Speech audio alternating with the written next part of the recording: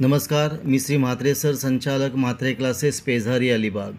CET सेलवर एक notification आलेलं आहे. डेट आहे 16/5/2025. Course name Maharashtra B.Ed CET and ELCT CET 2025. Subject notice for Maharashtra B.Ed and ELCT CET 2025. Objection redressal.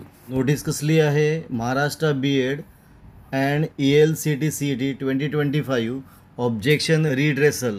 याचा अर्थ ज्याने B.Ed CET आणि ELCT CET मध्ये ज्याने आपलं ऑब्जेक्शन नोंदवलेलं आहे त्याचं स्पष्टीकरण आता आलेलं आहे.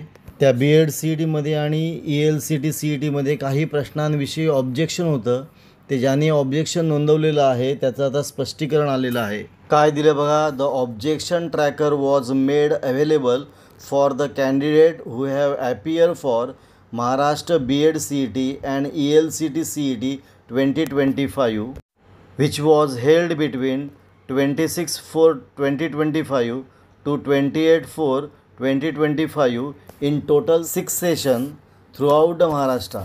म्हणजे 26 एप्रिल ते 28 एप्रिलमध्ये जी महाराष्ट्र B.Ed CET आणि ELCT CET झालेली आहे, जी 6 सेशनमध्ये संपूर्ण महाराष्ट्रामध्ये झालेली आहे, त्यातल्या काही प्रश्नांविषयी ज्या मुलाने ऑब्जेक्शन नोंदवलं होतं त्या ऑब्जेक्शनचं स्पष्टीकरण दिलेलं आहे.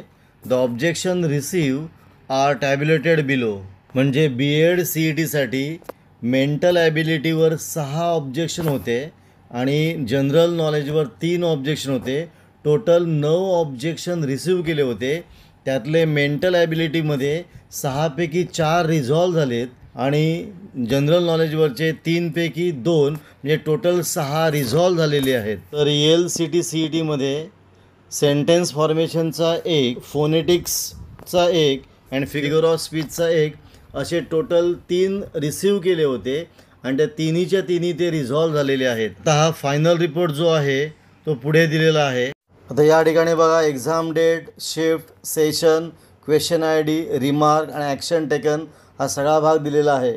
25 तारखेला मॉर्निंग शिफ्टमध्ये जो जनरल नॉलेज सेक्शन होता अँड क्वेश्चन ID जो होता 201590, तर रिमार्क आलेला आहे चेंज इन आन्सर की आणि आन्सर की अपडेट केलेली आहे. तसेच 25 तारखेचा मॉर्निंगचा मेंटल ॲबिलिटीसुद्धा चेंज इन आन्सर की अँड आन्सर की अपडेटेड झालेली आहे.